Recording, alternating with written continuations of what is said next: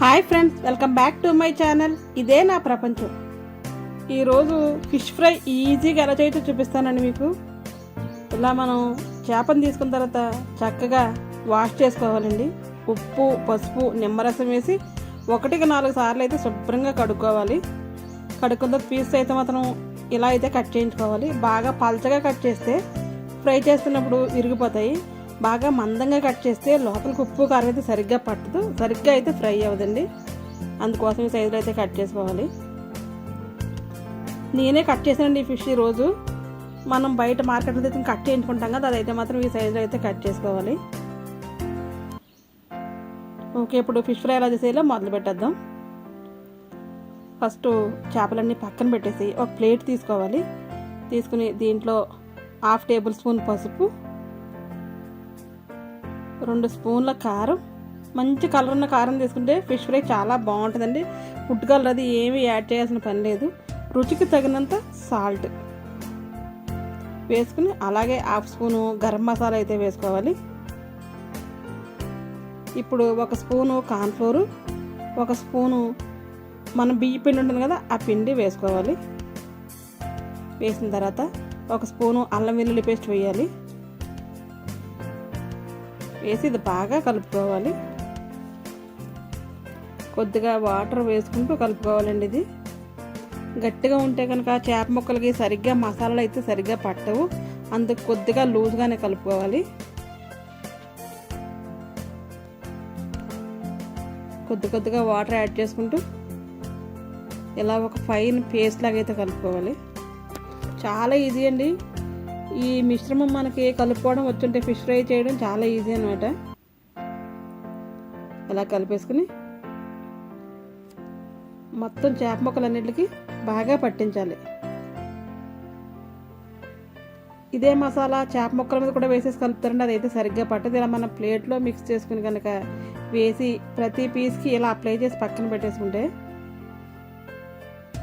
ఇలా అప్లై చేసి మనం బాక్స్లో పెట్టి ఫ్రిడ్జ్లో స్టోర్ చేసుకున్నా సరే 4 రోజులకు ఒకసారి అయితే ఫ్రై చేసుకోవచ్చు అండి. అలా అని ఎక్కువ రోజులు ఉంటాయని కదా, ఒక 4-5 రోజులు అయితే ఉంచుకోవచ్చు ఫ్రిడ్జ్లో, నో ప్రాబ్లం, ఏమి అవ్వదు.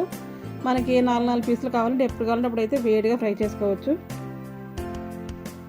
లేదంటే అన్నీ ఒకసారి కూడా ఫ్రై చేసుకోవచ్చు అండి. ఇలా మ్యారినేట్ చేసి పెట్టుకుంటే ఫ్రై చేసుకోవడం చాలా ఈజీ అవుతుంది కదా. ఫిష్ ఫ్రై అంటే ఇష్టం లేని వాళ్ళు ఎవరైతే ఉండరు. అలాగే నాకు కూడా ఫిష్ ఫ్రై అంటే చాలా ఇష్టం అండి. మా ఇంట్లో అందరూ కూడా చాలా ఇష్టంగా తింటారు.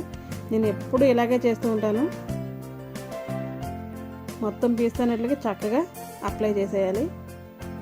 అలా చేసేసి కొంతసేపు అయితే మనం అలా మ్యారినేట్ చేయాలండి. దాన్ని మూత పెట్టేసి ఒక 1/2 అవర్ కానీ 1 అవర్ కానీ ఫ్రిడ్జ్లో పెట్టుకోవచ్చు. లేదు ఫ్రిడ్జ్లో పెట్టమంటే బయటైనా సరే ఒక 1 అవర్ తర్వాత ఫ్రై చేసుకుంటే ఈ లోపల ఉప్పు, కారం, మసాలాలు అన్నీ కూడా ముక్కకైతే పడతాయండి. ఇలా మూత పెట్టి పక్కనైతే పెట్టేసుకోవాలి.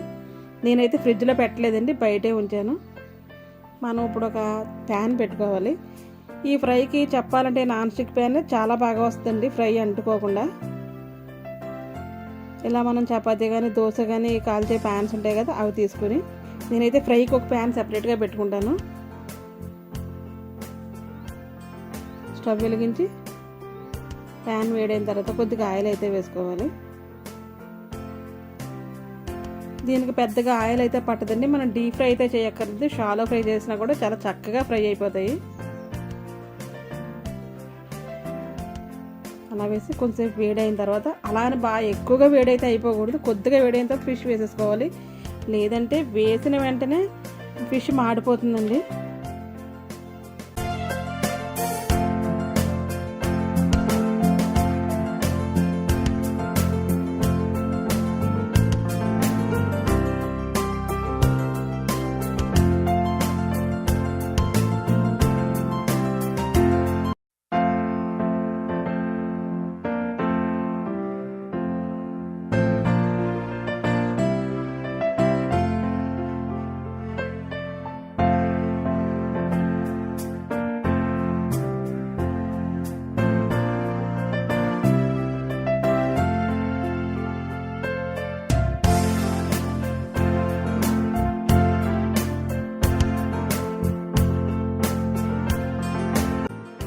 ఇలా మనం చక్కగా నూనె వేడైన తర్వాత పీసెస్ అన్నీ పెట్టేసుకోవాలండి. మొత్తం పీసెస్ అన్నీ కూడా ఇటువంటి ప్యాన్లో వేసుకుంటే ఒకేసారి అయితే ఫ్రై అయిపోతాయి.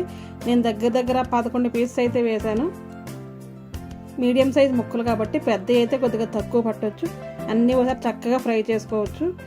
ఇలా మనం కొద్దిగా ఫ్రై అయిన తర్వాత మొత్తం ఫ్రై అయ్యే వరకు అస్సలు ఉండకూడదండి. ఫిష్ ఫ్రై చేసేటప్పుడు మీడియం ఫ్లేమ్ మీద పెట్టుకుని ఇలా అటు ఇటు తిప్పుకుంటూ ఫ్రై చేసుకోవాలి.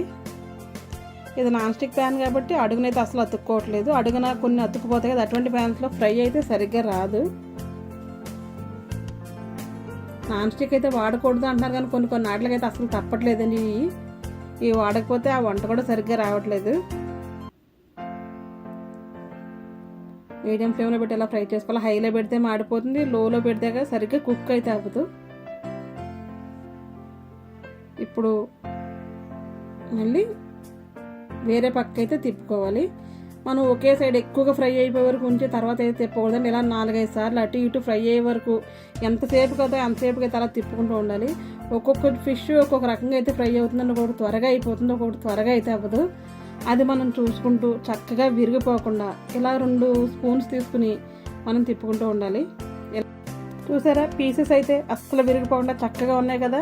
దాని ఉన్న మసాలా మొత్తం బయటకు అయితే రాకుండా ఆ పీస్ని అతుక్కుని చక్కగా అయితే ఉంది. ఇలా మనం మొత్తం 2 వైపులు అటు ఇటు తిప్పుకుంటూ చక్కగా ఫ్రై చేసుకోవాలి. మంచిగా ఇలా కుక్ అయిన తర్వాత మనం ఇప్పుడు చేయవలసింది ఏంటంటే, దీంట్లో ఆయిల్ ఉంది కదా, అది కొద్దిగా సైడ్కి తీసి ఆయిల్ అయితే తీసేయాలండి.